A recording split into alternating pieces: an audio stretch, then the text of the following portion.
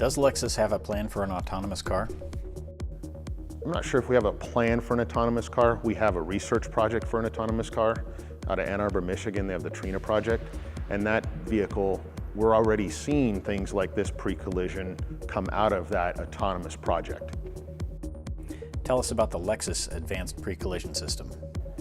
When we look at the 2013 LS460, we can take its advanced pre-collision system and help mitigate collisions by using the millimeter wave radar. The stereo cameras can actually, between the two, detect hard objects and soft objects such as pedestrians. And with the infrared technology, we can also detect pedestrians at night. Will all of this and more be implemented in a Lexus autonomous vehicle?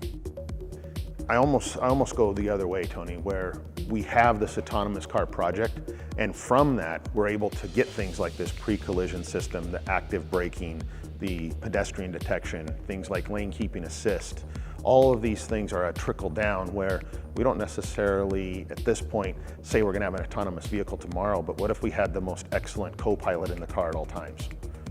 So all drivers benefit from where this is going?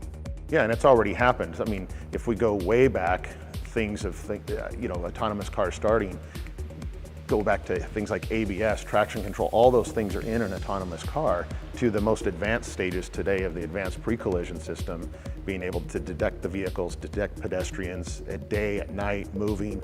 All these things are a trickle down from that autonomous projects that from the autonomous projects that we have. So like blind spot monitor, rear cross traffic alert, all watered down things from that autonomous project. So we're reaping benefits from these type of research projects already. Where they go in the future, I think we're all anxious to see where that goes. Are Lexus vehicles going to be able to communicate with each other on the road?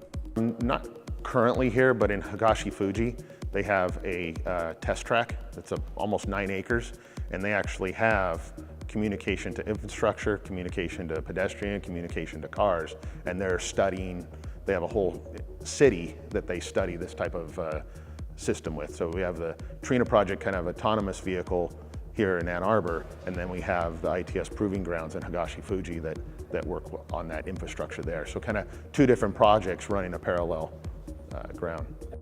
How about vehicles from one brand communicating with another? I really don't know what Lexus has in store for the future when it comes to that. I mean, there are other systems out there that are car-to-car communication, infrastructure to car communication, and then just the car looking at its surroundings. So where this all goes, I'm not sure. With accidents becoming more and more rare, how does that affect the car industry as far as things like liability?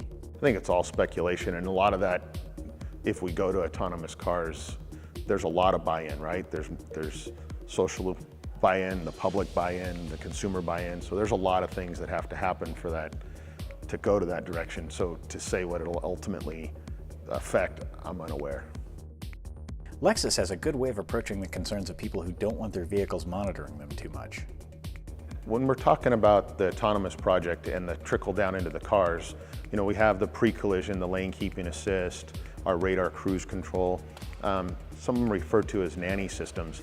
One of the things I wanted to just clear is, with all of our systems, there's an on-off switch. So if the driver deems themselves better in that situation, they can turn those systems off.